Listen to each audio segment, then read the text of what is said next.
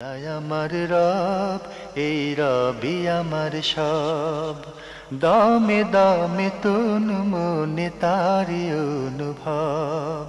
তোমার দুনিয়াতে আমি যেদিকে তাকাই, অথই নিয়ামতে ডুবে আছি সবাই। পাক পাখালির গানে শুনি তসবি কলো রব, তসবি কলো রব। আল্লাহ আমার রব, এই রবি আমার সব। আসসালামু আলাইকুম, আলহামদুলিল্লাহ, আসসালাতু আসসালামু আলা রাসূলিল্লাহ। প্রিয় দর্শক, আপনারা যারা দেশে আছেন প্রবাসে, সবাইকে জানাই অনেক অনেক প্রীতি ও শুভেচ্ছা। প্রিয় দর্শক, আপনাদের প্রিয় টেলিভিশন অ্যান্ড টিভি দীর্ঘ পথ পরিক্রমায় গতকাল 23তম বর্ষে পদার্পণ করেছে। এই দীর্ঘ সময়ে আপনারা আমাদের সাথে ছিলেন, অনেক অনেক ধন্যবাদ আপনাদের। টেলিভিশন চ্যানেলের নানা চড়াই উতরাই থাকে, চ্যালেঞ্জ থেকে এই দীর্ঘ সময়ের চ্যালেঞ্জে এনটিভির সম্মানিত চেয়ারম্যান আলহাজ মোসাদ্দেক আলী ভাই এবং তার সাথে যারা ছিলেন পরিচালকবৃন্দ, তারা অক্লান্ত পরিশ্রম করেছেন। এই শুভ দিনে আমরা তাদেরকে জানাই ধন্যবাদ এবং কৃতজ্ঞতা। অবশ্যই আমাদের স্মরণ করতে হবে মহান আল্লাহকে, যার অপার কৃপায় দয়ায় আমাদের প্রিয় টেলিভিশন 23তম বর্ষে পদার্পণ করেছে। সময়ের সাথে আগামীর পথে এই স্লোগানে আমরা যেন দৃপ্ত পথে এগিয়ে যেতে পারি, আজকের এই দিনে মহান আল্লাহর কাছে আমাদের এই কামনা। এনটিভির 23তম বর্ষে পদার্পণ উপলক্ষে শেখ সাইফুল্লাহ ভাই, আপনি কিছু বলবেন? ধন্যবাদ। 23তম বর্ষ এটি একটি নতুন উদ্যোগ এবং নতুন আঙ্গিকে যেন এগিয়ে যেতে পারে। আমরা জানি যে বাংলাদেশ এখন অনেক দিক থেকেই উন্নতির দিকে যাচ্ছে। পাশাপাশি আমরা আশা করব ইনশাআল্লাহ তাআলা এনটিভি তার এই পথ চলায়, যেহেতু আগামীর পথে তারা এগিয়ে যাবে, তো এই এগিয়ে যাওয়াটা যেন তাদের আরও মসৃণ, সুন্দর এবং জ্ঞানদীপ্ত ও মানব কল্যাণকর হয়, আমরা সেই কামনা করছি। আল্লাহ তাআলা যারা এই কাজের সাথে যুক্ত আছেন, চেয়ারম্যান সাহেব সহ যে সমস্ত দায়িত্বশীল কর্মকর্তা রয়েছেন, তাদের সবাইকে উত্তম তৌফিক দান করুন। প্রিয় দর্শক, চলুন তাহলে আপনার জিজ্ঞাসার আলোকিত পথে আমাদের আজকের প্রাসঙ্গিক আলোচনার বিষয় ইয়ামু আশুরা। আমরা এখন প্রশ্ন নিচ্ছি। আসসালামু আলাইকুম। প্রিয় দর্শক, আপনার পরিচয় দিয়ে প্রশ্ন করুন। আমি ধরমপাশা সুনামগঞ্জ থেকে বলছিলাম। জি বলুন। হুজুর, আমার দুইটা প্রশ্ন। প্রথম প্রশ্নটা হলো, 10ই মুহররম আসলে আমাদের দেশে কিছু সময় লোক তাজিয়া মিছিল বার করে, শরীর তাপড়ায়, এরপরে চাকু দিয়ে শরীর রক্তাক্ত করে, এটা কতটুকু সুন্নাহসম্মত? জি হ্যাঁ। 2 নম্বর প্রশ্ন হলো, আল্লাহ রাসূল সাল্লাল্লাহু আলাইহি ওয়াসাল্লাম বলেন যে প্রত্যেক একজন সাহাবা আমার তারকাতুল্য। সাহাবাদের সম্বন্ধে কোনো সমালোচনা করা যাবে না, এটার মধ্যে সন্দেহের কোনো অবকাশ নাই। কিন্তু আমার প্রশ্ন হলো যে হযরত মুবাইর রাদিয়াল্লাহু আনহু, ওনার ছেলে এই আপনার মদকুর একজন জিনাকুর ইয়াজিদকে এই খেলাফত দিয়ে, হ্যাঁ, আপনার এই রাজতন্ত্র কায়েম করে গেলেন। এই জন্য কি আল্লাহ রাব্বুল আলামিনের কাছে ওনার জবাবদিহি করতে হবে? ধন্যবাদ আপনাকে। আপনি দুটি প্রশ্ন করেছেন। প্রথম প্রশ্ন, আপনার পর্যবেক্ষণ 10ই মুহররম আসলে একটি গোষ্ঠী তাজিয়া মিছিল বের করেন, বুক চাপড়ায় নিজেদেরকে রক্তাক্ত করে, এই যে কর্মকাণ্ড, এটা কতটা সুন্নাহ সম্মত? ধন্যবাদ এই ভাইকে। আপনি যে প্রশ্নটি করেছেন সেটা সঠিক। আমরা দেখি যখনই 10ই মুহররম আসে, আশুরা দিবস উপলক্ষে একদল লোক তাজিয়া মিছিল সহ নিজেকে বিভিন্নভাবে ক্ষতবিক্ষত করে, রক্তাক্ত করে তারা শোকের প্রকাশ করে থাকে, মাতম করে থাকে, বিলাপ বা এই ধরনের কিছু করে থাকে। এটি মোটেও সুন্নাহ সম্মত বিষয় নয়। শুধু কি সুন্নাহ সম্মত বিষয় নয় এমন না, বরং রাসূলুল্লাহ সাল্লাল্লাহু আলাইহি ওয়াসাল্লাম একটি হাদিসের মধ্যে বলে ইরশাদ করেছেন, সালাসাতু মিনাল কুফর ওয়া মিন উমুরিল জাহিলিয়া। তিনটি বিষয় হচ্ছে কুফরি এবং জাহিলি সমাজে যে কাজগুলো প্রচলিত ছিল ওই জাহিলি সমাজের কাজ। মিনহা আর নিয়াহা, তার মধ্যে একটি হচ্ছে বিলাপ করা। সহিহ মুসলিমের রওয়ায়াতের মধ্যে রাসূলুল্লাহ সাল্লাল্লাহু আলাইহি ওয়াসাল্লাম বলেছেন যে লাইসা মিন্না, তারা আমার দলভুক্ত হবে না, মান লাতামা আল খুদুদ ওয়া শাক্কাজুল জুয়ুব ওয়া দাআ বিদাওয়াল জাহিলিয়া, যে নিজের বক্ষ বিদীর্ণ করলো, বুক চাপড়ালো এবং শোক প্রকাশ করার জন্য নিজেকে বিভিন্নভাবে বিভিন্ন আচরণের মাধ্যমে শোক প্রকাশ করার চেষ্টা করলো, অথবা জাহিরি কোনো কর্মকাণ্ডের দিকে মানুষদেরকে আহ্বান করলো, মানুষদেরকে ডাকলো, লাইসা মিন্না, সে আমার দলভুক্তই হবে না। সুতরাং রাসূলুল্লাহ সাল্লাল্লাহু আলাইহি ওয়াসাল্লামের স্পষ্ট বক্তব্য এই ব্যাপারে রয়েছে। তাই যারা এই কাজগুলো করতেছেন তারা আল্লাহ রাসূল সাল্লাল্লাহু আলাইহি ওয়াসাল্লামের বক্তব্য অনুযায়ী মূলত এই উম্মতের লোক নয়। লাইসা মিন্না, তারা আমার দলভুক্ত হতে পারবেন না। এটি একটি বিশাল বিভ্রান্তি এবং এই বিভ্রান্তি শুরু হয়েছে, আমরা যতটুকু ইতিহাস আমাদেরকে সাক্ষী দেয় সেটা হচ্ছে 325 থেকে 327 হিজরি সনে। এটা এর আগে এই ধরনের কর্মকাণ্ড পৃথিবীতে ছিল না। মুসলিম অমুসলিম এমনকি শিয়া রাফিজি সম্প্রদায়, যাদেরকে আমরা শিয়া হিসেবে জানি, তারাও এই কাজ করতো না। কিন্তু পরবর্তী সময়ে এটা নতুন নতুন এডিশন যুক্ত হচ্ছে, নতুন নতুন সংস্করণ যুক্ত হচ্ছে। প্রত্যেক বছরই আমরা দেখি যে এর মধ্যে নতুনত্ব আসছে এবং এই নতুনত্বের মধ্যে এমন কিছু দেখা যায় যেগুলো প্রকাশ্য শিরকি কাজ। এই ধরনের শিরকি কাজে কোনো সন্দেহ নেই সত্যিকার সুন্নাহর অনুসারী কেউ, সত্যিকার যারা ঈমান এবং তাওহীদের উপর সুপ্রতিষ্ঠিত আছে, তারা কেউ অংশগ্রহণ করবেই না।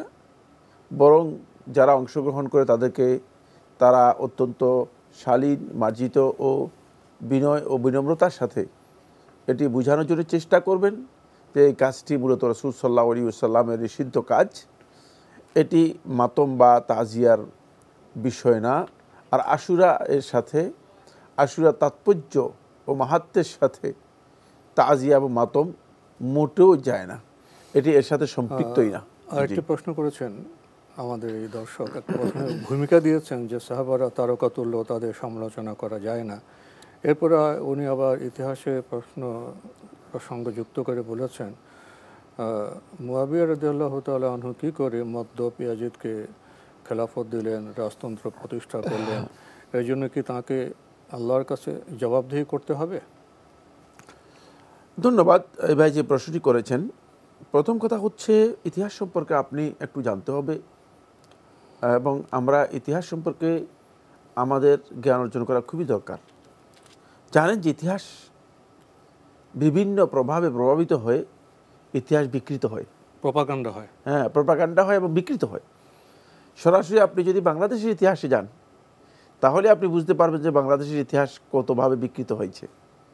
সুতরাং এটা তো আপনার চোখের সামনে, আমাদের চোখের সামনে, মানে সেটাই যে কীভাবে বিকৃত হয়েছে, বিকৃত হচ্ছে। আর যেটা আজ থেকে প্রায় 1400 বছর আগের ঘটনা, এতে যে বিকৃত হয়নি একথা আপনি বিশ্বাস করছেন কিসের ভিত্তিতে? এক। 2 নম্বর বিষয় হচ্ছে যখনই দুটি ধারা তৈরি হয়ে গিয়েছে, দুটি ধারা মুসলমানদের মধ্যে যখন দুটি গ্রুপ তৈরি হয়ে গিয়েছে, ওই গ্রুপিং হওয়ার পরে সুবিধাবাদী কিছু সংখ্যক লোক যারা সত্যিকার মুনাফেক ছিল এবং মুসলমানদের মাঝে বিশৃঙ্খলাকে অথবা মুসলমানদের মাঝে বিরোধকে জিয়ে রাখার জন্য বিরোধটাকে একেবারেই মুসলমানদের মধ্যে শক্তিশালীভাবে স্থাপন করে দেওয়ার জন্য একদল লোক উঠে পড়ে লেগেছে। যারা এই কাজটুকু করেছে তারাই ইসলামের ইতিহাসে এগুলোকে কঠিনভাবে বিকৃত করেছে এবং পরিবর্তন করেছে। ফলে আপনি ইয়াজিদ ইবনে মুআবিয়া সম্পর্কে তিনি বলেছেন এই কথা যে তিনি মদ্যপ ছিলেন এবং নাউজুবিল্লাহ মিন যালিক জিনা করছিলেন। আপনি তওবা করে নিন, আপনি অনেক বড় গুনাহগার এবং আপনি মিথ্যা আরোপ করেছেন ভয়ঙ্কর, আপনি ক্ষতিগ্রস্ত হবেন। আপনি কার কাছ থেকে এই তথ্য পেয়ে কিসের ভিত্তিতে আপনি কথা বলেছেন, এর সত্যতা সম্পর্কে আপনি কি যাচাই করেছেন? সুতরাং এই বক্তব্য দেওয়াটাই আপনার জন্য উচিত হয়নি। কারণ ইয়াজিদ ইবনে মুআবিয়া তিনি একাধিক যুদ্ধে, মানে ইসলামের যুদ্ধে, জিহাদ ফি সাবিলিল্লাহ তিনি সেনাপতি হিসেবে অংশগ্রহণ করেছেন। সুতরাং তিনি যদি এই ধরনের একজন ব্যক্তি হতো তাহলে ইসলামী জিহাদে তাকে সেনাপতি হিসেবে নিয়োগ দিতেন সাহাবায়ে কেরামদের অধীনে, এবং সাহাবায়ে কেরামরা তার যুদ্ধে অংশগ্রহণ করেছেন। এটা কি চিন্তা করতে পারেন? এক। 2 নম্বর বিষয় হচ্ছে তিনি যখন ক্ষমতায় আসেন তখন সাহাবায়ে কেরাম মানে জীবিত ছিলেন, এবং সাহাবায়ে কেরামদের মধ্যে যারা সবচেয়ে বড় স্কলার, খুব ভালো করে খেয়াল করুন, সাহাবায়ে কেরামদের মধ্যে যারা সবচেয়ে বড় স্কলার, তার মধ্যে উম্মুল মুমিনিন আয়েশা রাদিয়াল্লাহু তাআলা জীবিত ছিলেন, আবু হুরায়রা রাদিয়াল্লাহু জীবিত ছিলেন। সাহাবায়ে কেরামদের মধ্যে আব্দুল্লাহ ইবনে আব্বাস, আব্দুল্লাহ ইবনে আমর, আব্দুল্লাহ ইবনে জুবাইর, আব্দুল্লাহ ইবনে হানজালা, এরা সবাই জীবিত ছিলেন। মতপার্থক্য স্বাভাবিক কথাই, মতপার্থক্য মানুষের মধ্যে থাকবে, হতেই পারে, কিন্তু এরা কেউ তো এই কথা বলেনি যে এই লোক তো মদ্যপ, এই লোককে কীভাবে ক্ষমতা দিয়েছে। সুতরাং এই ধারণাটুকু পরিপূর্ণরূপে আসলে এটি যারা বিরোধী গ্রুপ ছিল, বিরোধী গ্রুপের একটি ষড়যন্ত্র ছাড়া আর কিছুই না, এবং এটা মিথ্যা ছাড়া আর কিছুই না। কোনো সন্দেহ নেই ইয়াজিদ ইবনে মুআবিয়ার ব্যাপারে বিতর্ক রয়েছে, তিনি বিতর্কের ঊর্ধ্বে নন। তিনি ক্ষমতা আসার পরে যে স্বল্প সময় তিনি যে ক্ষমতায় ছিলেন, সেই ক্ষমতায় যে কর্মকাণ্ডগুলো সংঘটিত হয়েছে সেগুলো ইসলামের ইতিহাসে সবচেয়ে বেশি কলঙ্কিত, সবচেয়ে বেশি কলুষিত, সবচেয়ে বেশি বিতর্কিত, এবং সেগুলো অত্যন্ত জঘন্যতম ঘটনা।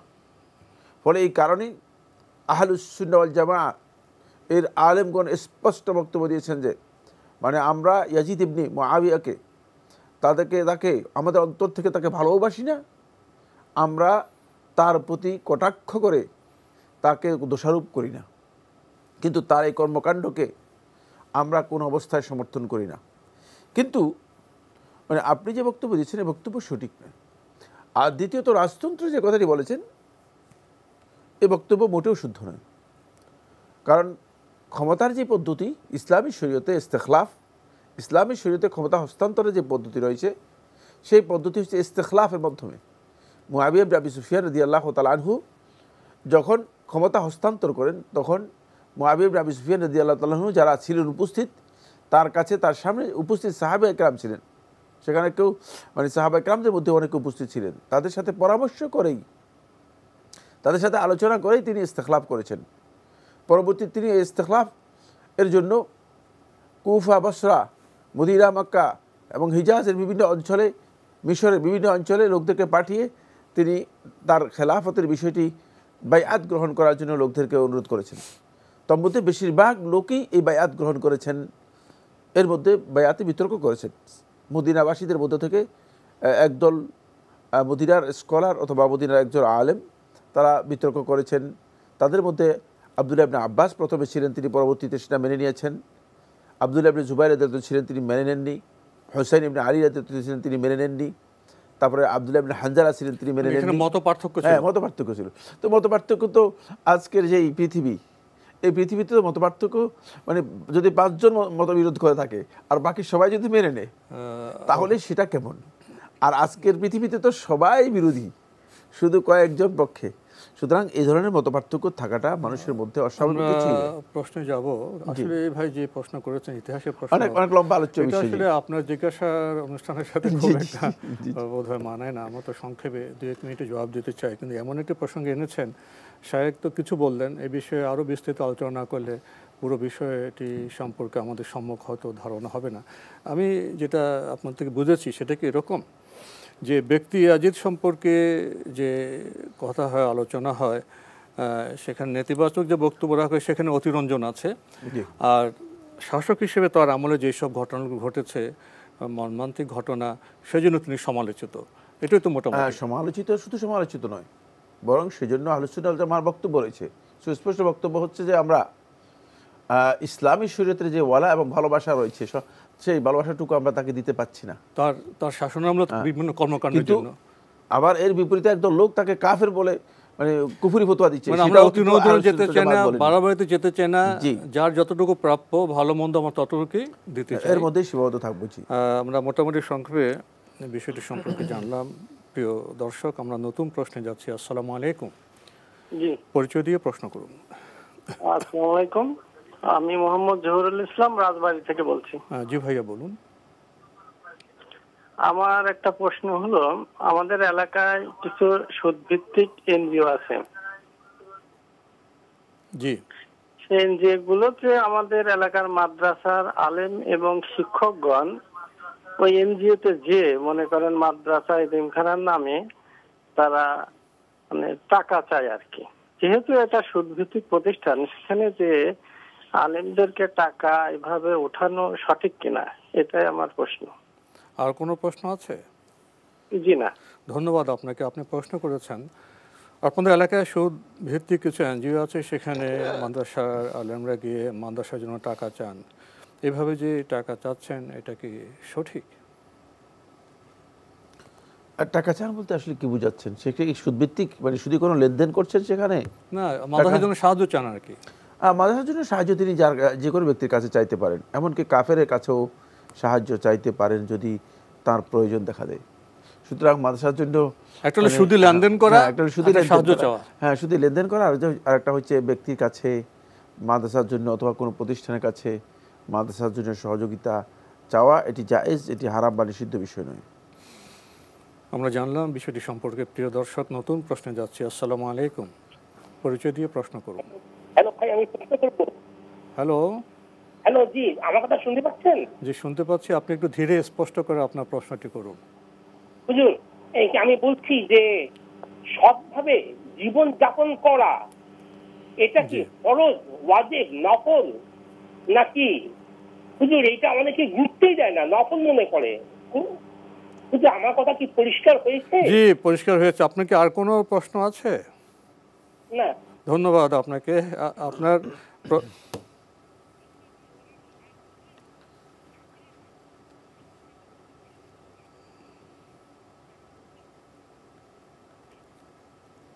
বলুন। কাকেরা যদি মসজিদ মাদ্রাসার সাহায্য দেয়, তাহলে মাদ্রাসার হুজুরদেরকে কিনে ফেলে, তারা অপব্যাখ্যা তাদেরকে দিয়ে বের করে, যার ফলে অনেক অপব্যাখ্যা প্রচার আছে সমাজে। এই ওরা তো ইসলামের শত্রু, ওদের কাছে সাহায্য দেওয়া হবে কেন? এই ব্যাপারে বুঝিয়ে বলবেন? ধন্যবাদ আপনাকে। আপনার প্রথম প্রশ্ন, সৎভাবে জীবন যাপনের বিষয়টি ইসলামে কি ফরজ, সুন্নত না নফল? না, এটি ফরজ।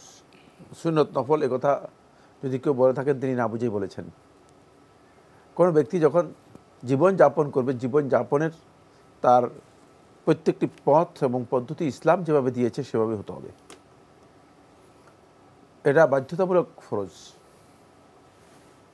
আপনি অসৎ প্রক্রিয়ায় অথবা অন্যায় পথে আপনি কোনোভাবেই যেতে পারেন না।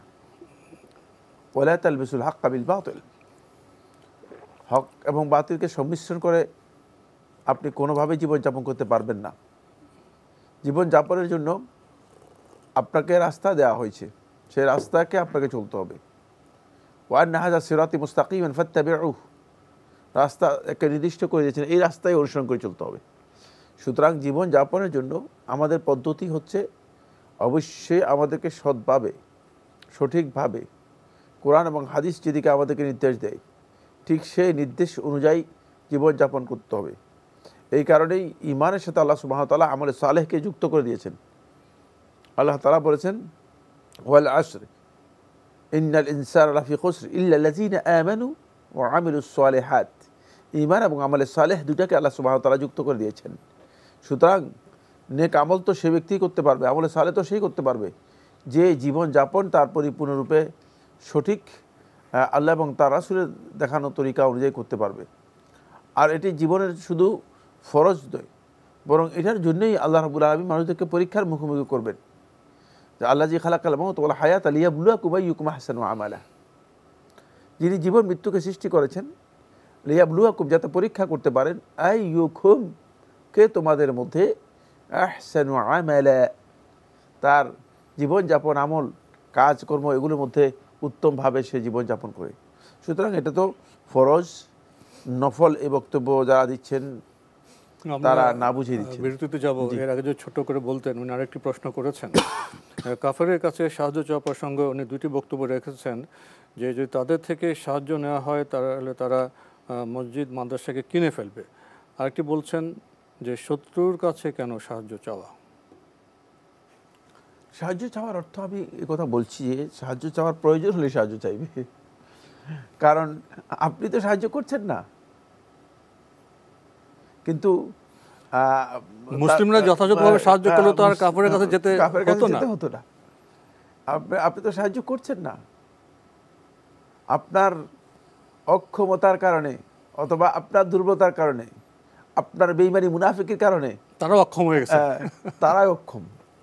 সেই জন্য বলেছি যে কাফেরদের কাছ থেকেও নিতে পারবে, কিন্তু যদি আপনি দিয়ে থাকেন তাহলে তো অসুবিধা নেই। আর দ্বিতীয়ত কিনে ফেলবে এই বক্তব্য আপনার মোটেও শুদ্ধ নয়, এটা আপনার ধারণা। এটা এই ধরনের ধারণা করে বক্তব্য দেওয়ার সুযোগ নেই। সাহায্য করলেই যে কেউ কোনো ব্যক্তি কিনে ফেলবে এটা সহজ না।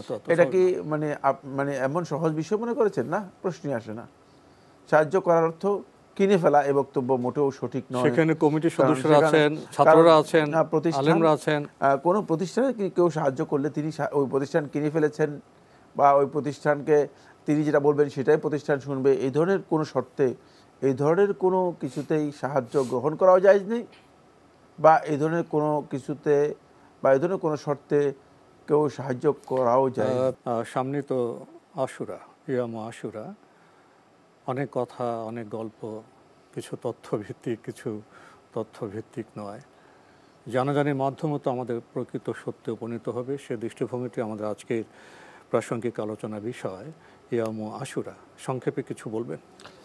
হ্যাঁ, সংক্ষেপে কয়েকটি পয়েন্টের কথা বলব। প্রথম পয়েন্ট হচ্ছে এই আশুরা দিবসকে নিয়ে এক বিশাল বিবৃতি এবং আলোচনা আমাদের সমাজে প্রচলিত আছে।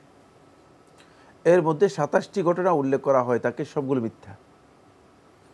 এই দিনে আল্লাহ তাআলা আদম আলাইহিস সালামের তওবা কবুল করেছেন, এই দিনে আদম আলাইহিস সালাম দুনিয়াতে নেমে এসেছেন, এই দিনে ইদ্রিস আলাইহিস সালামকে আসমানে উঠিয়ে নিয়েছেন, এই দিনে ইউনূস আলাইহিস সালাম মাঠের পাশ থেকে বেরিয়ে আসছেন, কিয়ামত হবে এই দিনে, হ্যাঁ, ইত্যাদি যে কথাগুলো আছে এগুলো সবগুলোই মূলত একটিও সহিহ সনদে বর্ণিত হয়নি। সবগুলোই সনদের দিক থেকে মিথ্যা এবং দুর্বল। শুধু একটি মাসআলার ব্যাপারে লাতাইফুল মাআরিফের মধ্যে ইবনু রজব আল হাম্বলি রাহিমাহুল্লাহ তাআলা তিনি এটাকে উল্লেখ করেছেন, কিন্তু উল্লেখ করে বলেছেন জুমহুর আহলুল হাদিস, জুমহুর আহলুত তাহকিক এটাকে দাঈফ বলেছেন, কিন্তু কেউ কেউ এটা উল্লেখ করেছে। সেটা হচ্ছে নূহ আলাইহিস সালাতু ওয়াস সালামের যে কিস্তি বা যেই জাহাজ তিনি তৈরি করেছিলেন, সে জাহাজ জুদি পাহাড়ে এই দিনে এসে অবতরণ করে, সেই মানে যে একটা প্লাবন হয়েছিল সেই প্লাবন শেষ হয়ে যায়, এটি উল্লেখ করেছেন। কিন্তু তাও সনদের দিক থেকে তিনি ইঙ্গিত করেছেন যে এটিও সনদের দিক থেকে গ্রহণযোগ্য নয়, যেহেতু আসলে এগুলো আমাদের না আকীদার সাথে সম্পৃক্ত বিষয়, না আমলের সাথে সম্পৃক্ত বিষয়, না ঐতিহাসিক কোনো ভিত্তি এগুলোর আছে। সুতরাং কোনো দিক থেকে এগুলোকে মানে বলারও প্রয়োজন নেই। কিন্তু আশ্চর্যের বিষয় হচ্ছে এগুলো নিয়ে বেশি বলা হয়, এগুলোই বলা হচ্ছে, এগুলো নিয়ে মসজিদে মুগ্ধ হয়ে শোনে। মসজিদে খতিবরা শুধু এগুলোই আলোচনা করতেছেন। আল্লাহ তাআলা তাদেরকে হেদায়েত দান করুন এবং সঠিক আইন দান করুন। এক। 2 নম্বর বিষয় হচ্ছে আশুরা একটা ইবাদত আছে। শেখুল ইসলাম ইবনে তাইমিয়া রাহিমাহুল্লাহ তাআলা মাজমু ফাতাওয়ার মধ্যে বিষয়টি উল্লেখ করেছেন যে আশুরার ইবাদত হচ্ছে মানে অন্য কিছু না, এখানে সিন্নি বিতরণ নয়, হালুয়া রুটি বিতরণ নয়, অথবা খাবার বিতরণ নয়, অথবা ভালো মন্দ একটা আয়োজন করে লোকদেরকে আপনি মেহমানদারি করবেন, এটা নয়। মানে এই প্রসঙ্গে কোনো সহিহ হাদিস পাওয়া যায়নি।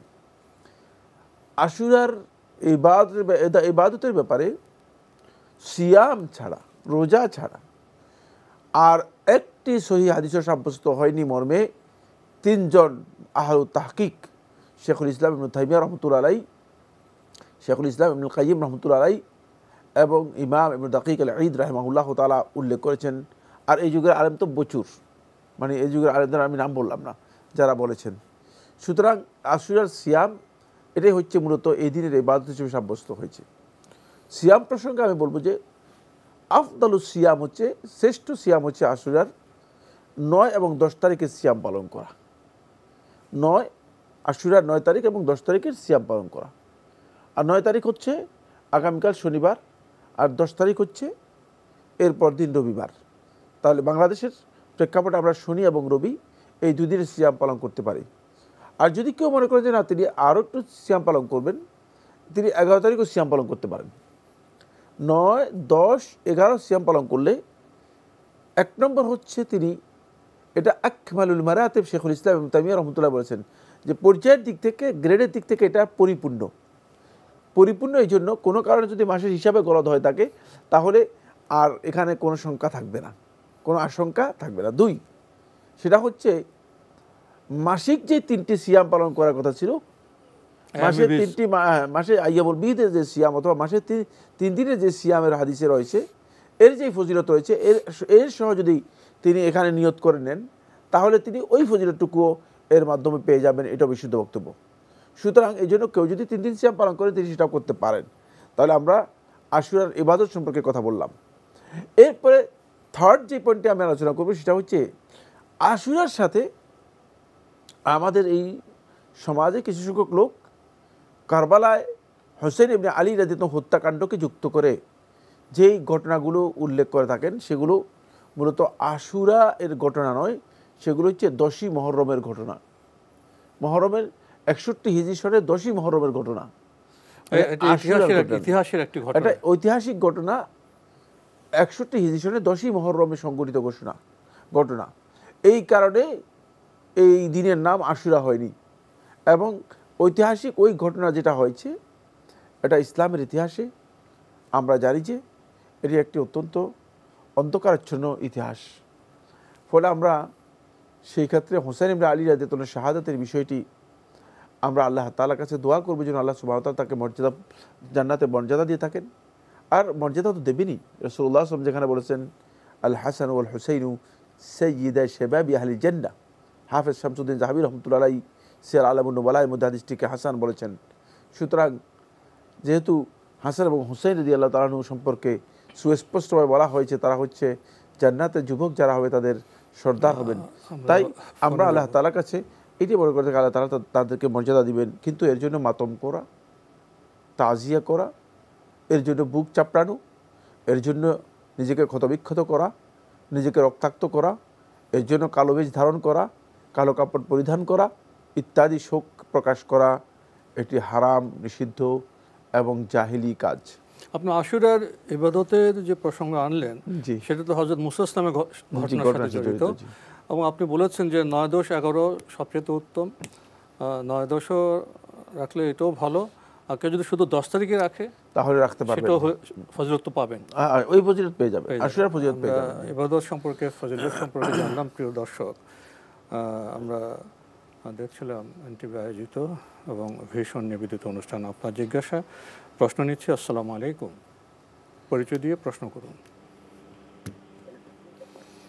আসসালামু আলাইকুম, আমি শামীম বলছিলাম গোবিন্দগঞ্জ থেকে। জি বলুন। জি, আমার প্রশ্ন হচ্ছে যে আমার সন্তানের বয়স হচ্ছে 14 দিন আর বড় ছেলের বয়স হচ্ছে 13 বছর। তো সেই ক্ষেত্রে আমি আকিকা করার একটা নিয়ত করেছিলাম যে আকিকা এখনো করতে পারিনি। তো আমি চেষ্টা করলাম যে 2টা ছেলের একদম আকিকা দুইজনের মিলে করব। তো সেই ক্ষেত্রে এটা আকিকা করার সময় তো 7 দিনের নিয়ম, তো সেই 7 দিনটা পার হয়ে গিয়েছে। তো এটা কি এখন করা যাবে? আর সেক্ষেত্রে পড়া গেলে একটু বলবেন। জি, আর কোনো প্রশ্ন আছে? জি, প্রশ্ন একটা হচ্ছে যে আমার হচ্ছে একটা প্রশ্ন আছে, সেটা হলো যে সন্তানের বড় ছেলের আমি নাম রেখেছি ইয়াসিন এবং ছোট বাচ্চার নাম রেখেছি আমি হচ্ছে ইউসুফ। এটা কি শরীয়ত মতো ঠিক আছে কিনা একটু জানাবেন। ধন্যবাদ আপনাকে ভাই। আমরা তো নামের প্রশ্ন নেই না সঙ্গত কারণে। আমরা আপনার প্রথম প্রশ্নে যাই। আপনার দুই সন্তান, একজনের বয়স 14 দিন, আরেকজন বড়টার বয়স 13 বছর। তো আপনি একসাথে ওদের আকিকা করতে চাচ্ছেন, এটা পারবেন কি না, এই তো আপনার প্রশ্ন। হ্যাঁ, আকিকা করতে পারবেন। যার বয়স 14 বছর তার আকিকা করতে পারবেন। যার 13 বছর হয়ে গিয়েছে তার আকিকা হবে না, তবে আকিকার নামে বা এমনি জবে করতে পারেন যদি আল্লাহ সুবহানাহু ওয়া তাআলা এর জন্য বরকত দেন।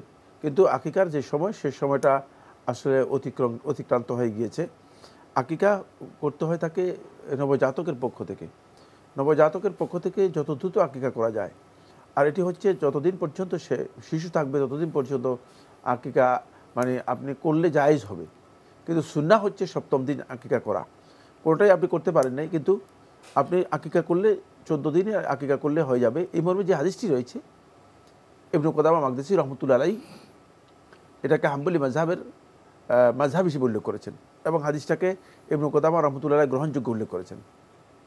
সেটা হচ্ছে উম্মুল মুমিনিন আয়েশা রাদিয়াল্লাহু বর্ণিত হাদিস, যদি তোমরা 7ম দিনে করতে না পারো তাহলে মানে 14তম দিনই করো, আর যদি 14তম দিনে করতে না পারো তাহলে 21তম দিনই করো। এই হাদিসটি জুমহুর আহলে হাদিস আহলুত তাহকিক এটাকে দঈফ বলেছেন। আসলেই দঈফ, মানে আমার কাছেও দঈফ। কিন্তু যেহেতু ইবনে কুদামা মাকদিসি রহমতুল্লাহ আলাইহি এটা হাম্বলি মাযহাব হিসেবে উল্লেখ করেছেন এবং ইবনে কুদামা রহমতুল্লাহ আলাইহি হাদিসটিকে সনদের দিক থেকে সহিহ বলেছেন এবং আলেমদের অনেকে এটাকে গ্রহণযোগ্য বলেছেন, তাই এটা যদি কেউ অনুসরণ করেন তিনি করতে পারেন। তবে যতদিন পর্যন্ত সে শিশু থাকবে ততদিন পর্যন্ত তার পক্ষ থেকে আকিকা করাটা জায়েজ, করতে পারবেন। এরপরে যদি আকিকা করেন এমনি করতে পারবেন, কিন্তু সেটা আকিকা হিসেবে নয়, এমনি আপনি জবে করতে পারবেন। আর জবে করলে অবশ্যই এর জন্য তো মানে আল্লাহর জন্য যদি কোনো ব্যক্তি সদকা করে থাকেন, আস-সাদকাতু তাদফাউল বালায়া, রাসূলুল্লাহ সাল্লাল্লাহু আলাইহি ওয়াসাল্লাম বলেন যে সদকা মানুষের বালা মুসিবত বিপদ আপদ এগুলোকে প্রতিহত করে। তো ওনার দুই ছেলের আকিকা কোন একসাথে করবেন? জি। তো সেক্ষেত্রে ছাগল কটা দিবেন? 4টা দিতে পারেন অথবা 2টা দিতে পারেন, 2টাই যায়। সামর্থ্য হলে 4টা, 2টা দিয়ে করতে পারবেন। 2টা দিয়েও করতে পারবেন। জি, আমরা জানলাম বিষয়টি সম্পর্কে। প্রিয় দর্শক, নতুন প্রশ্নে যাচ্ছি। আসসালামু আলাইকুম, পরিচয় দিয়ে প্রশ্ন করুন। আমরা আপনাকে শুনতে পাচ্ছি, পরিচয় দিয়ে প্রশ্ন করুন। আমি আশরাফ সিদ্দিকী, সাভারে জামসিং নবী মার্কেট থেকে বলছিলাম। জি বলুন। আমার দুটি জিজ্ঞাসা। আমার প্রথম জিজ্ঞাসা হচ্ছে সাহেবের কাছে যে আমাদের 1450 বছর আগে আল্লাহ নবী এবং তার 1,24,000 সাহাবীর সামনে সুবহানাল্লাহ, আল্লাহু আকবার, লা ইলাহা ইল্লাল্লাহ এই ধরনের জিকির গুলো তাদের সামনে ছিল, কিন্তু এই ধরনের জিকির পেয়ে তারা কখনো এই যে আমাদের সমাজে এখন যেটা চলছে আর কি, জিকিরের নামে পাগলামি, বাঁশের মাথায় ওঠা, এই কাজগুলো তারা করেনি এবং তারাও নবীকে ভালোবেসেছেন। তো সেই ক্ষেত্রে এটা কতটুকু ঠিক? কারণ আমি যখন এটা দেখলাম তখন এখানে বিভিন্ন ধর্মাবলম্বী তারা কমেন্টে লিখছেন যে আমরা মুসলমান না হয়ে ভালো হয়েছে, এই পাগলামি আমাদের দেখতে হয়নি। আমি শায়কের মতামত চাচ্ছি। আর দ্বিতীয় প্রশ্নটি হচ্ছে যে এখন যে সমসাময়িক সময় আমরা দেখতে পাচ্ছি নির্বাচন নিয়ে আলোচনা, তো শায়কের কাছে আমার জানতে চাওয়া যে ইসলামে কি গণতন্ত্র আছে না রাজনীতি আছে? যদি রাজনীতি থাকে তো সেটা ভালো, আর যদি গণতন্ত্রে আমরা যেটা জানি যে সেইখানে একজন আলেমেরও যে ভোটের মর্যাদা, একজন যারা দুর্নীতি বা খারাপ লোক তাদেরও ভোটের একই মর্যাদা। তো এটা জেনে শুনে আমি দেখতেছি যারা আলেম তারা নিজেরাও ভোটে দাঁড়াচ্ছেন এবং এই পক্ষে ভোট চাচ্ছেন। আমি আসলে শায়কের কাছে সুন্দর উত্তর কামনা করছি। ধন্যবাদ আপনাকে ভাই। আপনি তো দুটি প্রশ্ন করলেন। আপনার দ্বিতীয় প্রশ্ন তো অনেক দীর্ঘ বিষয়, জানি না শায়ক কীভাবে কোন সময় কীভাবে জবাব দিবেন। আপনার প্রথম প্রশ্নে যাই। আপনার প্রথম প্রশ্ন, আপনি 1450 বছর আগের নবী রাসূলদের তাদের কথা উল্লেখ করে বলছেন, জিকির তো স্পষ্ট, সুবহানাল্লাহ, আলহামদুলিল্লাহ, লা ইলাহা ইল্লাল্লাহ, আল্লাহু আকবার, এই জিকিরের কথা বললেন। তো আজকাল আপনি যেটা আপনার ভাষায় যে আপনি পাগলামির জিকির লক্ষ্য করছেন, জিকির করতে করতে বাসার মাথায় উঠে যায়, তখন আপনি বিভিন্ন মন্তব্য উল্লেখ করে বলেছেন যারা অন্য ধর্মাবলম্বী যে আমরা মুসলিম না হয়ে ভালোই হয়েছি। এ ধরনের বাসায় আগায় উঠে যাওয়ার যে পাগলামি, এই প্রসঙ্গে আপনি বলছেন। তো এই জিকির প্রসঙ্গে আমার প্রশ্নটি কি আসলে আমি স্পষ্ট বুঝতে পারিনি। জিকিরের যে রূপ বর্তমানে, এটা কি জিকির? না, এটা জিকির নয়, এটা সুন্নাহ দ্বারা প্রমাণিত কোনো জিকির নয়। এটা আমাদের নিজেদের তৈরি করা জিকির। ইসলামের নামে আমরা প্রচুর জিনিস মন গড়া আমরা আমল তৈরি করে নিয়েছি। যারা এই কাজগুলো করছেন তারা এর জন্য আল্লাহ রাসূল সাল্লাল্লাহু আলাইহি ওয়াসাল্লাম নয়, সাহাবায়ে কেরাম নয়, তাবেঈ নয়, তাবেঈন নয়, আইম্মাতুল ইজতিহাদ যারা ছিলেন অথবা ফিকহের কিতাবগুলো থেকে একটা দলিলও দিতে পারবেন না। সুতরাং মানে ফিকহ তো মানে পরের বিষয়, কোরআন হাদিস এর মানে কোরআন হাদিস থেকে তো দলিল অনেক আগের কথা, ফিকহ অনেক পরে হয়েছে।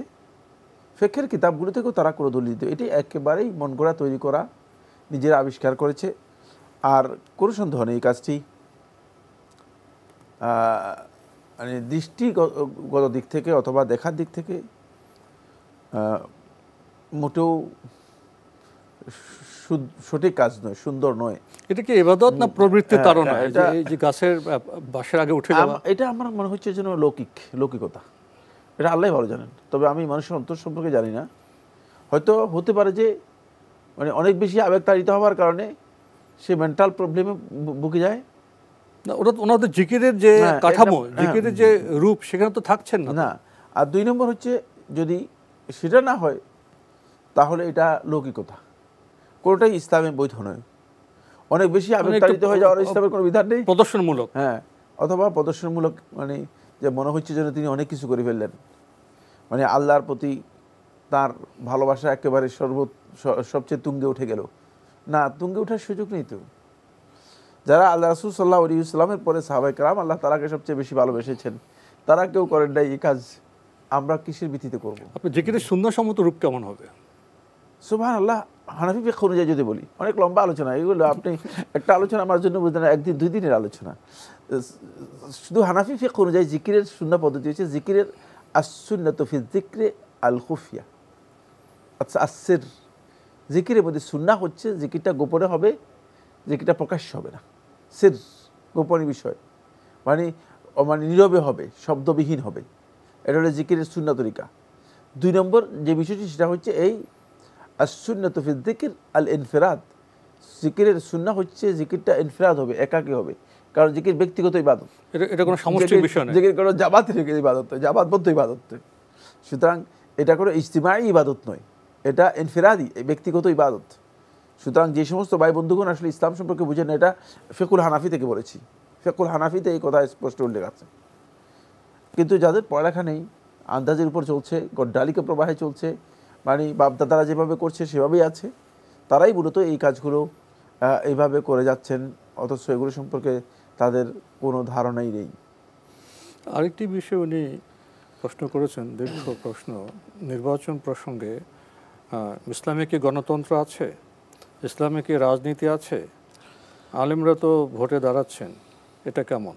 প্রথম কথা হচ্ছে ভাই, যে 2টি প্রশ্ন করেছেন এটি অনেক লম্বা আলোচনা দাবি রাখে।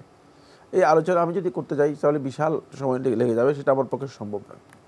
এক কথায় যেটা বলবো সেটা হচ্ছে ইসলামের রাজনীতি আছে। যদি ইসলামের রাজনীতি না থাকে তাহলে ইসলাম ইনকমপ্লিট। ইসলামের সমাজ ব্যবস্থা কিভাবে প্রতিষ্ঠিত হয়েছে, ইসলাম রাষ্ট্র কিভাবে নির্মিত হয়েছে, সমাজ এবং রাষ্ট্র পরিচালনা ইসলামের কোনো ভূমিকা থাকবে না, তাহলে ইসলাম ব্যক্তিগত বিষয়ে পরিণত হবে। আর একথা সর্বজন বিদিত এবং গোটা বিশ্ববাসীর কাছে ঐক্যমতে প্রমাণিত সত্য যে মুহাম্মদ সাল্লাল্লাহু আলাইহি ওয়াসাল্লাম মদিনা রাষ্ট্রের প্রধান ছিলেন। সুতরাং রাষ্ট্রপ্রধান তিনি ছিলেন, রাষ্ট্র রাজনীতি ছিলেন, রাজনীতি ছাড়া রাষ্ট্র নয়, রাজনীতি ছাড়া তো রাষ্ট্র হয় না হবে। সুতরাং তিনি যেহেতু রাষ্ট্রপ্রধান ছিলেন, সেটাই প্রমাণ করে যে রাজনীতি ইসলামে আছে। কিন্তু ইসলামী রাজনীতি হতে হবে, এর ইসলামী রাজনীতির ধরন কি সেটা জানতে হবে। আপনি এই যে প্রচলিত যে রাজনীতি আছে, কলঙ্কিত রাজনীতি, কলুষিত রাজনীতি, এটা ব্লেম গেমের রাজনীতি, প্রতারণা, চাতুর্যের রাজনীতি, ধোঁকার রাজনীতি এবং ক্ষমতা দখলের রাজনীতি, স্বার্থপরতার রাজনীতি, সেটা ইসলামী রাজনীতি নয়, এটা ক্লিয়ার করে দিয়েছি। আর এখানে কথা বলবো না। 2 নম্বর হচ্ছে গণতন্ত্র, এটা একটি মতবাদ। গণতন্ত্র একটি মতবাদ হিসেবে, ইজম হিসেবে ইসলাম এটাকে সাপোর্ট করে না, ইসলাম ইজম হিসেবে এটাকে সাপোর্ট করে না। কিন্তু গণতন্ত্রের মধ্যে একটা পদ্ধতি আছে, সেটা হচ্ছে নির্বাচন পদ্ধতি, একটা মাধ্যম। নির্বাচন পদ্ধতি আর গণতন্ত্র এক জিনিস নয়। নির্বাচন পদ্ধতি হচ্ছে আপনি দায়িত্ব বন্টনের ক্ষেত্রে, দায়িত্ব দেওয়ার ক্ষেত্রে আপনি কাকে দায়িত্ব দেবেন, আপনাকে একজনকে তো দায়িত্ব দিতে হবে। তো দায়িত্ব দেওয়ার জন্য আপনাকে একটা সিস্টেম বা একটা পদ্ধতি, একটা পথ বা একটা মাধ্যম তো অবলম্বন করতে হবে। পৃথিবীর সমস্ত মানে এটা সমস্ত মানে সিলেকশন অথবা ইলেকশন ব্যবস্থায় অথবা মানে দায়িত্ব বন্টন পদ্ধতিতে একটা না একটা দিক থাকে, হয়তো সিলেকশন অথবা ইলেকশন থাকে। এবং এই পদ্ধতি ইসলামে স্বীকৃত, এটা ইসলামে নিষিদ্ধ কিছুই না, ইসলামে জায়েজ। সেটা হচ্ছে নির্বাচন পদ্ধতি, কিন্তু গণতন্ত্র নয়। গণতন্ত্র একটা ইজম, মানে এটা নির্বাচন পদ্ধতি। কিভাবে একজনকে দায়িত্ব বসাবো, কিভাবে দায়িত্ব নেবেন, নির্বাচনটা হচ্ছে একটা পদ্ধতি, আর কিছুই না। যদি পদ্ধতি হিসেবে নির্বাচনে কেউ অংশগ্রহণ করে তাহলে তার জন্য অংশগ্রহণ করাও জায়েজ, কিন্তু তিনি অবশ্যই গণতন্ত্রকে দিন বা গণতন্ত্রকে তিনি তার মতাদর্শ হিসেবে গ্রহণ করতে পারবেন না, দর্শন হিসেবে নয়, পদ্ধতি হিসেবে গ্রহণ করতে পারবেন। আর সেক্ষেত্রে কি আলেমরা তো তাহলে নির্বাচন করতে পারবেন? সেক্ষেত্রে আলেমরা যদি চায় তারা নির্বাচন করতে পারবেন, যদি মনে করেন, শর্ত আছে, যদি মনে করেন যে তাদের এখানে অংশগ্রহণ করাটা মুসলিম উম্মার স্বার্থে কল্যাণকর হবে, জাতির জন্য কল্যাণকর হবে, সেটা আমরা জানলাম। সংক্ষেপে মূল বিষয়গুলো প্রিয় দর্শক, আমরা প্রশ্নে যাচ্ছি। আসসালামু আলাইকুম, পরিচয় দিয়ে প্রশ্ন করুন। ওয়ালাইকুম আসসালাম, আপনার পরিচয় দিয়ে প্রশ্ন করুন। আমার নাম মুন্নি, আমি আব্দুলপুর থেকে বলছি। জি, প্রশ্ন করুন। প্রশ্ন হচ্ছে আমার যে মারা যায় মৃত ব্যক্তির জন্য, জি, মৃত ব্যক্তির আপনার হচ্ছে 3 দিনে আর 40 দিনে যে খাওয়াটা দেয়, এটা কি খাওয়া জায়েজ হবে? আর কোনো প্রশ্ন আছে? হ্যাঁ আছে। আরেকটা হচ্ছে আপনার জন্মদিনের ওই যে দাওয়াত দেয়, জন্মদিন করে, ধরেন যে জন্মদিনের দাওয়াতটা খাওয়া যাবে? আচ্ছা, ধন্যবাদ আপনাকে, আপনি দুটি প্রশ্ন করেছেন। প্রথমে মানুষ যে ইন্তেকাল করে এরপরে যে এই দিনে সেই দিনে 48 দিনে খাওয়া দেওয়া হয়, এটা কি খাওয়া জায়েজ হবে? মৃত ব্যক্তির জন্য 30-40 দিনে 40 কুলখানি যে খাবার তৈরি করা হয় থাকে, এই খাবার সম্পর্কে শেখ সালেহ আল ফৌজান হাফিজাহুল্লাহ তাআলা এবং ইবনে উসাইমিন রহমতুল্লাহ তার ফতোয়ার মধ্যে উল্লেখ করেছেন যে এটি খাওয়া জায়েজ নেই, এটি হারাম। কারণ এটা বেদাত, কাজটাও বেদাত, এবং এর বেদাতের উদ্দেশ্যে মূলত এই খানা তৈরি করা হয়েছে। যে খানা বেদাতের উদ্দেশ্যে তৈরি করা হয় তাকে এটি খাওয়া জায়েজ নেই। সুতরাং কেউ সেখানে অংশগ্রহণ করবেন না এবং সে খাবার খাবেন না, খাওয়া জায়েজ নেই। যদি কেউ আপনাকে খাবার দিয়ে দেয় তাহলে আপনি অন্য কাউকে দিয়ে দেবেন, আপনি অন্য কাউকে দিয়ে দেবেন, তার জন্য জায়েজ। আর আপনার জন্য জায়েজ নেই, যেহেতু আপনি এখানে অংশগ্রহণ করেননি। কিন্তু যখন আপনাকে দিয়েছে, আপনি বাধ্য হয়ে গিয়েছেন, আপনার কোনো কারণে যদি নিতে হয় তাহলে আপনি অন্য কাউকে সে খাবার দিয়ে দেবেন, তবে খাবার নষ্ট করাও জায়েজ নেই, এটাও নিষিদ্ধ। এটা আতুল মাল, মানে সম্পদ নষ্ট করা, আল্লাহ রাসূল সাল্লাল্লাহু আলাইহি ওয়াসাল্লাম নিষেধ করেছেন। সুতরাং এটা মানে খাবার রান্না করার পরে আপনাকে দেওয়া হয়েছে, মনে করেন আপনি সবগুলোকে ডাস্টবিনে ফেলে দিলেন, এটাও হারাম, এটাও জায়েজ নেই। আপনি ওই যারা অভাবী আছে, যাদের খাবারের প্রয়োজন আছে, তাদেরকে আপনি দিয়ে দেবেন। এছাড়া কেউ যদি সুনির্দিষ্ট দিন 40 দিন এসব নির্দিষ্ট না করে এমনি আত্মীয় স্বজনদের ডাকেন, না, সেটা আরেক মাসালা, এই মাসালার সাথে এর কোনো সম্পর্ক নেই, এটা অন্য মাসালা, বেদাতি খাবার নয়, সেটা অন্য মাসালা, পরিপূর্ণ ভিন্ন মাসালা। আরেকটি প্রশ্ন উনি করেছেন, জন্মদিনের যে দাওয়াত দিয়ে খাওয়ানো হয়, এটার কি অবস্থা? জন্মদিন উপলক্ষে যদি খাবার আয়োজন করা হয় থাকে, সেই খাবার খাওয়া জায়েজ না, জায়েজ নয়। কারণ এটা বেদাত কিনা এ নিয়ে আলেমদের মধ্যে মতপার্থক্য আছে। মানে এটা কারণ হলো জন্মদিনের যে আনুষ্ঠানিকতা, সেই আনুষ্ঠানিকতাকে ইবাদতের ভিত্তিতে করা হয় না, কোথাও কোথাও সামাজিকতা বা লৌকিকতার জন্য করা হয়ে থাকে, সামাজিকতা লোক দেখানোর জন্য করা হয়ে থাকে। সুতরাং এটা যদি সামাজিকতার জন্য হয়ে থাকে তাহলে মানে এটা বেদাত হবে না। সামাজিকতার জন্য মানুষ অনেক কাজই করে থাকে, ইবাদত হিসেবে আসলে অনেকেই করে না। কিন্তু যদি এটা মনে করে থাকে যে ইবাদত হিসেবে কেউ করছেন অথবা এটা ভিন্ন কালচারের অনুসরণ করছেন, তাহলে এই কাজটি বেদাত হবে এবং সেখানে অংশগ্রহণ করাও বেদাত হবে, কোনো সন্দেহ নেই। আমরা প্রশ্ন নিচ্ছি। আসসালামু আলাইকুম, পরিচয় দিয়ে প্রশ্ন করুন। আসসালামু আলাইকুম, ভালো আছেন? ওয়ালাইকুম আসসালাম, আলহামদুলিল্লাহ। স্যার, অনেকদিন পর আপনাদেরকে পেলাম, তো আমার দুটো প্রশ্ন ছোট। ওই যে আমাদের পাড়ার আর কি মেয়েরা এসে তালিম দেয় আমাদেরকে, যেটা ভুল হচ্ছে। তো আমার বয়স 60, তো আমরা তো এককাল এমন করে শিখে আসছি যেভাবে, তো এখন কনফিউজ করে দিচ্ছে আমাদেরকে, মানে ওগুলো ওদের মতো উচ্চারণ করতে পারি না। তবে এই বলতে আপনারটা এটা উচ্চারণ হচ্ছে না, এটা উচ্চারণ হচ্ছে না, আমার ঠিক হচ্ছে না, আপনি এগুলি আবার নতুন করে শিখেন। তখন কষ্ট হয় ভাই আমাদের এগুলি করে শিখতে। তো এখন কি করা যায়, মানে ওই আমাদের উচ্চারণগুলো ওরা যেভাবে বলতেছে ওইভাবে আমরা ঠিক পারি না, কিছু পারি তো আমরা নতুন করে তো আর শিখতে পারতেছি না এটা। তো তাই কি আমাদের নামাজ ভুল হয়ে যাবে বা কোরআন পড়া ভুল হয়ে যাবে, একটা প্রশ্ন। আর দ্বিতীয় প্রশ্ন হচ্ছে, আমার ছোট্ট একটা নাতি আছে 3.5 বছরের, তো সে বায়না করে ওই যে একটু দেখবে, কার্টুন দেখবে। তো কিছুক্ষণ না দেখলে মানে রাগারাগি করে বাচ্চা মানুষ। ওটা আমরা টিভি চালাই না, আমরা টিভি দেখি না, কিন্তু এটা দেখালে বাচ্চাকে কি গুনাহ হবে? ধন্যবাদ আপনাকে। আপনি দুটি প্রশ্ন করেছেন। প্রথম প্রশ্ন, আপনার পাড়ার কিছু মহিলা আপনাদের তালিম দেন, আপনার বয়স 60-এর ঊর্ধ্বে, আপনি বলছেন যে কিছুটা কনফিউজড হয়ে যান। অর্থাৎ উচ্চারণ বলতে আপনি যখন কোরআনের যেভাবে আপনি শিখে এসছেন, যেভাবে আপনি জেনেছেন তার বাইরে একটু ব্যতিক্রম, তো সেগুলো শিখতে গিয়ে খুব কষ্ট হচ্ছে। তো এটা একটি কথা বলেছেন, কি করবেন। আর এই যে আপনাদের ভাষায় যে একটু ভুল হচ্ছে বা সঠিক হচ্ছে না, আপনারা আগে এক নিয়মে পড়েছেন, তো এসব কারণে কি নামাজ পড়া, কোরআন পড়া কিছু হচ্ছে না? প্রথম কথা হচ্ছে, যিনি শিক্ষা দিচ্ছেন তিনি যদি সঠিক শিক্ষা দিয়ে থাকেন, চেষ্টা করুন শিক্ষার জন্য। শিখতে, জ্ঞান অর্জন করতে কোনো বাধা নেই। সুতরাং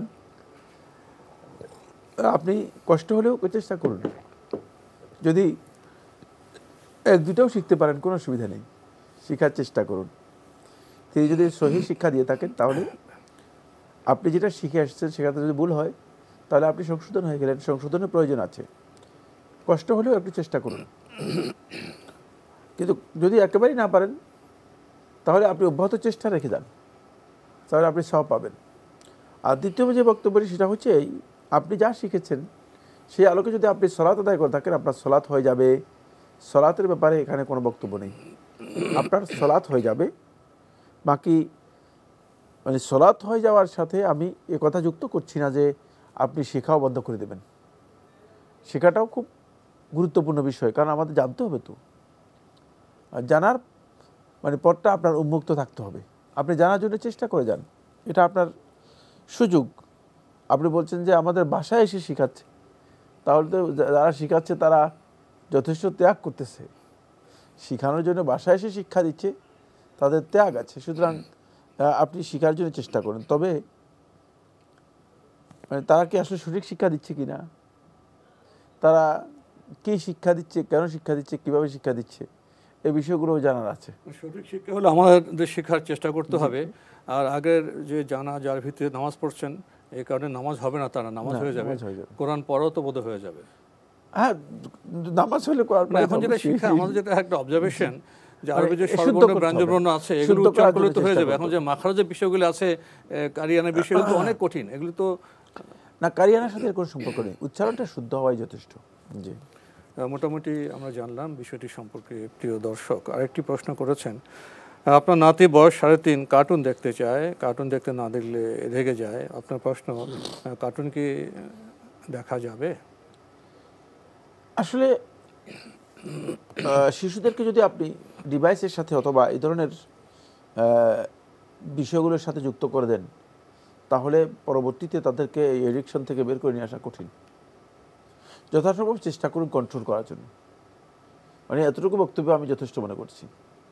যথাসম্ভব চেষ্টা করুন কন্ট্রোল করার জন্য, কারণ এটি তার জন্য কল্যাণকর নয়, এতে তার কল্যাণ নেই, কোনো ক্ষতি আছে। জি, আমরা জানলাম বিষয়টি সম্পর্কে। প্রিয় দর্শক, নতুন প্রশ্নে যাচ্ছি। আসসালামু আলাইকুম, পরিচয় দিয়ে প্রশ্ন করুন। আমি কুষ্টিয়া থেকে মুস্তাকিম বলছি। জি বলুন। আমার একটি প্রশ্ন আছে। জি করুন। প্রশ্ন হচ্ছে যে পাখি শিকার করা কি জায়েজ আছে কিনা? জি, আর কোনো প্রশ্ন আছে? আরেকটি প্রশ্ন আছে। পড়ুন। প্রশ্নটি হচ্ছে যে ব্যাঙের মাংস এরা কি খাওয়া জায়েজ আছে নাকি মাকরু নাকি? ধন্যবাদ আপনাকে, আপনি গুরুত্বপূর্ণ দুটি প্রশ্ন করেছেন। প্রথম প্রশ্ন, পাখি শিকার করা কি জায়েজ আছে? পাখি শিকার করা জায়েজ। শিকারের ব্যাপারে আল্লাহ তাআলা অনুমোদন দিয়েছেন। ফাইজা হালাল তুফাস্তাদু, যখন তোমরা হালাল হবে তখন তোমরা শিকার করতে পারবে, তোমাদেরকে শিকার করার অনুমোদন দেওয়া হয়েছে। সুতরাং শিকারের মধ্যে পাখিও পড়বে, শিকারের মধ্যে বন্য পশু যেগুলো আছে এগুলো আসবে, যেগুলো হালাল সেগুলো শিকার করতে পারবেন। জি। আরেকটি প্রশ্ন করেছেন, ব্যাঙের মাংস কি খাওয়া জায়েজ? ব্যাঙের বিষয় নিয়ে আলেমদের ইখতিলাফ আছে। হাম্বলি মাযহাবের উলামায়ে কেরাম এটাকে হারাম বলেছেন অথবা মাকরুহ বলেছেন।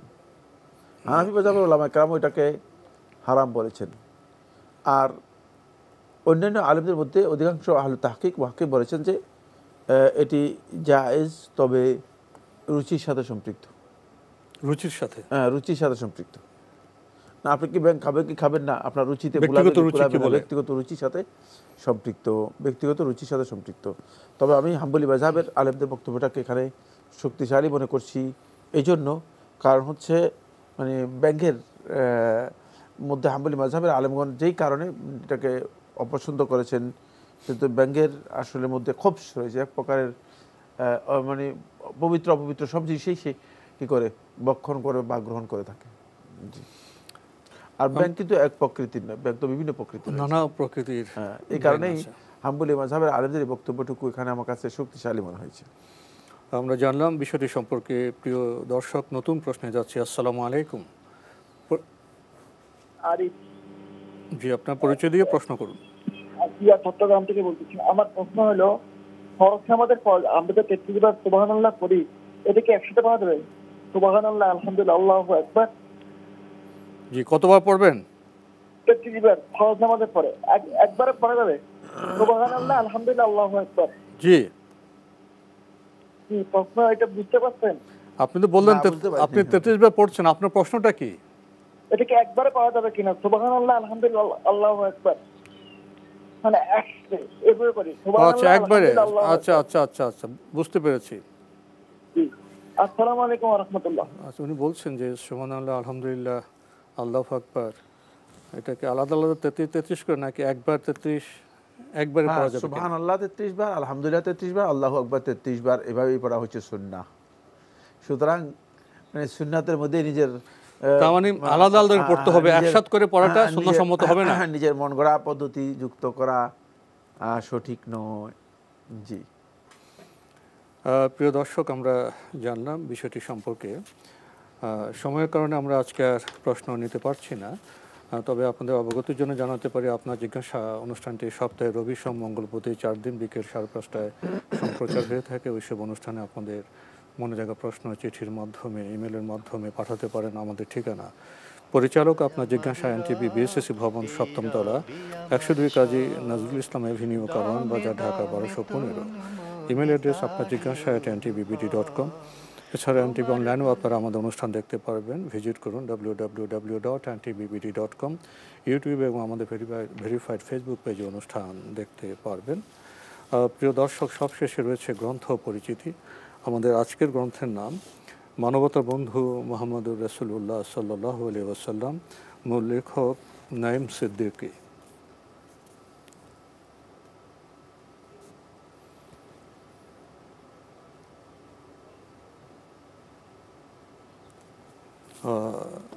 গুরুত্বপূর্ণ এই গ্রন্থটি ভাষায় রূপান্তর করেছেন মোহাম্মদ লুৎফর রহমান, সম্পাদনায় ডক্টর মোহাম্মদ মাকসুদুর রহমান, প্রকাশনায় দারুস-সালাম বাংলাদেশ।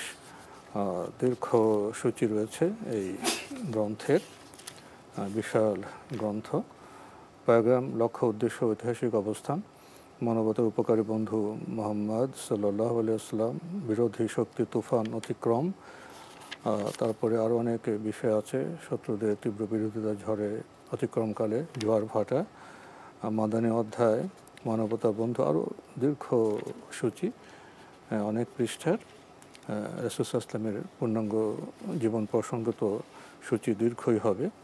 এই গ্রন্থটির হাদিয়া 600 টাকা মাত্র। যারা টেলিফোনে গ্রন্থটি পেতে চান, ফোন নম্বর 01975819869। আবারও বলছি 01975819869। যদি সংক্ষেপে কিছু বলতেন গ্রন্থটি সম্পর্কে। মানবতার বন্ধু মুহাম্মদ সাল্লাল্লাহু আলাইহি ওয়াসাল্লাম, শিরোনাম থেকে আমরা বুঝতে পেরেছি যে মুহাম্মদ সাল্লাল্লাহু আলাইহি ওয়াসাল্লাম আসলেই কেমন ছিলেন। আল্লাহ রাব্বুল আলামিন এমন একটি লকব ঘোষণা করেছেন যেটা শুধু মানবতার জন্য নয়, গোটা সৃষ্টি জগতের জন্য রাহমাতুল আলামিন, যে গোটা সৃষ্টি জগতের জন্য তিনি রহমত। তবে কোনো সন্দেহ নেই তার জীবনের প্রত্যেকটি অংশ, প্রত্যেকটি পার্ট মানবতার জন্য।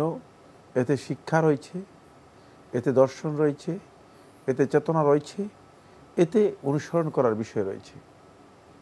আমরা অনেকেই সে নিরপেক্ষ দৃষ্টিভঙ্গি থেকে কোরআনে রাসূলুল্লাহ সাল্লাল্লাহু আলাইহি ওয়াসাল্লামের সিরাত বা জীবনী গ্রন্থ পর্যালোচনা করিনি। সিরাতকে অনেকে মনে করছেন এটা হচ্ছে ইতিহাস, ফলে তিনি স্বাভাবিকভাবে ইতিহাসটাকে যেভাবে পর্যালোচনা করেন, ইতিহাসকে যেভাবে গুরুত্ব দিয়ে থাকেন, ঠিক সেভাবেই গুরুত্ব দিয়েছেন। কিন্তু সিরাত ইতিহাস নয়, সিরাত হচ্ছে রাসূলুল্লাহ সাল্লাল্লাহু আলাইহি ওয়াসাল্লামের হাদিস এবং হাদিসের একটি পার্ট। আর শুধু হাদিসের পার্ট নয়, এটা সুন্নাহ, শুধু সুন্নাহর পার্ট নয়, এটা অনুসরণীয়। ফলে আল্লাহ রাসূল সাল্লাল্লাহু আলাইহি ওয়াসাল্লামের এই দিকে ইঙ্গিত করা হয়েছে, লাকাদ কানা লাকুম ফি রাসূলিল্লাহি উসওয়াতুন হাসানা। আল্লাহ রাসূলের মধ্যে তোমাদের জন্য উত্তম আদর্শ রয়েছে। যদি রোল মডেল হিসেবে আপনি বিশ্বনবী মুহাম্মদ সাল্লাল্লাহু আলাইহি ওয়াসাল্লামকে গ্রহণ করতে চান, তাহলে তার সিরত আপনার সামনে থাকতেই হবে। এই জন্য ওইভাবে যদি আমরা সিরতটাকে নিই, তাহলে আমরা দেখব যে আমি আমার জন্য একটি মডেল পাচ্ছি, একটি আদর্শ আমি পাচ্ছি। তিনি মানবতার জন্য আদর্শ, তিনি দুস্থ মানুষের জন্য আদর্শ, তিনি সমাজের জন্য আদর্শ, তিনি দেশ ও রাষ্ট্রের জন্য আদর্শ। এই বিষয়গুলো আমরা পাবো যদি আমরা সিরাতকে সত্যিকার উপলব্ধির সাথে আমরা স্টাডি করতে পারি। এখানে মূলত মানবতার দিকগুলোকে হাইলাইটস করা হয়েছে, খুবই গুরুত্বপূর্ণ। এই সংকলনটি সিরাতের আমি নিজেই পড়ে দেখেছি, খুবই চমৎকারভাবে সংকলিত হয়েছে। আমাদের আজকে এখানে শেষ করতে হচ্ছে। আপনাকে অনেক ধন্যবাদ। আপনাকে অনেক ধন্যবাদ। প্রিয় দর্শক, দেখা হবে ইনশাআল্লাহ আগামী জুমাবার একই সময়ে। মহান আল্লাহ আমাদের সবাইকে নিরাপদে রাখুন, রাখুন শান্তিতে। আসসালামু আলাইকুম। আল্লাহ আমার রব, এই রবি আমার সব, দামে দামে তুন মনে তারি অনুভব। তোমার দুনিয়াতে আমি যেদিকে তাকাই, অথই নিয়ামতে ডুবে আছি সবাই। পাক পাখালির গানে শুনি তসবিহ কালো রব, তসবিহ কালো রব। আল্লাহ আমার রব, এই রবি আমার সব।